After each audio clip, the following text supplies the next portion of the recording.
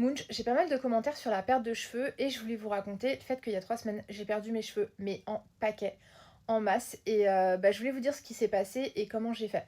Avant ça, je remercie ceux qui s'abonnent et si t'es pas abonné, abonne-toi, je partage mon parcours au quotidien.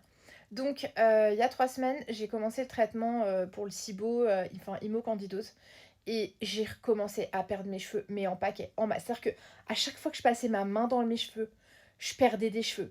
Et vous savez, avec le bulbe blanc en plus, la brosse pareil, ils se cassaient, ils étaient secs, enfin bref, une cata. Et du coup, normalement, je devais faire un cycle de 6 semaines. J'ai décidé de faire un cycle de 3 semaines parce que je pense que celui-ci, il était trop fort. Pourtant, c'est le cycle dit naturel.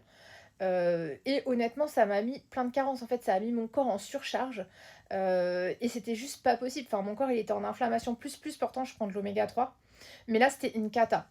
Du coup, j'ai décidé d'arrêter un peu à 3 semaines et un jour parce que j'en pouvais plus, j'étais pas bien, j'avais des angoisses, etc.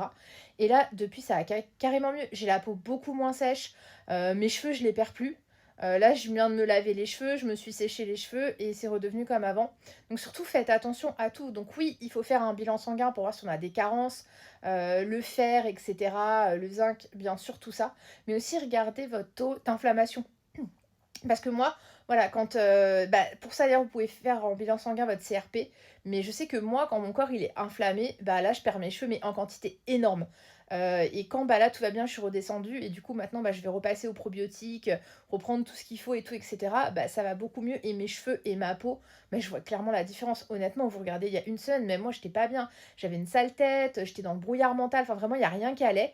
Et là, tout de suite, ça va beaucoup mieux. Alors, ça veut pas dire que le traitement, il est pas bon, hein, ce qu'on appelle l'effet die-off, mais tout joue en fait. Et des fois, la perte de cheveux, la qualité de la peau, ça peut être un tout, pas forcément des carences ou pas forcément le fer.